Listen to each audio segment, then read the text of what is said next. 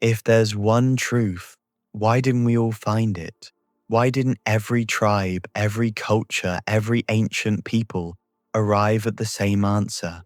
It's a simple question, but the moment you really ask it, the entire structure of truth begins to wobble. Because if something is objectively real, then shouldn't it be universally recognized? But it never was. Our history is a mosaic of contradictions, gods with different names, different rules, different stories about how it all began and how it will end. Some people believed in many gods, others in none. Some said the stars were ancestors, others said they were angels. If one of these beliefs was the truth, why were the rest even possible? The answers we grew up with didn't arrive through enlightenment. They arrived through geography. Where you were born, that decided the truth you were given. Born in Saudi Arabia? You probably believe in Islam. Born in India? Likely Hinduism. Born in Texas? Maybe Christianity. This isn't randomness, it's replication. What we call truth is often just tradition, passed down like language or accent, not discovered like a fact. And yet, most people feel absolutely certain that their version is right, that the others must be wrong, that they're the lucky ones who landed on the truth, and everyone else is just confused. But ask yourself, would you believe what you believe if you were born somewhere else? Would you even consider your current view if it hadn't been handed to you first? The answer, more often than not, is no. That doesn't make the belief false, but it does make the confidence fragile. Maybe the reason we never all agreed on one truth is because truth wasn't the point.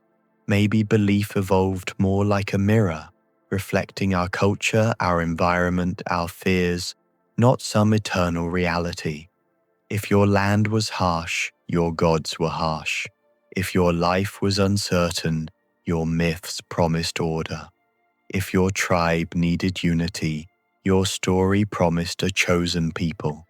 The stories weren't wrong, they were useful, but usefulness isn't the same as truth. Of course, it's possible one of them is right. Maybe one version did get it. But here's the problem. If truth is real, it doesn't care about majorities. It doesn't need your vote. It doesn't change based on how many people believe it. So even if 4 billion people are sure, that doesn't make them right. And even if only one person got it right, we'd have no way to know. We're all guessing.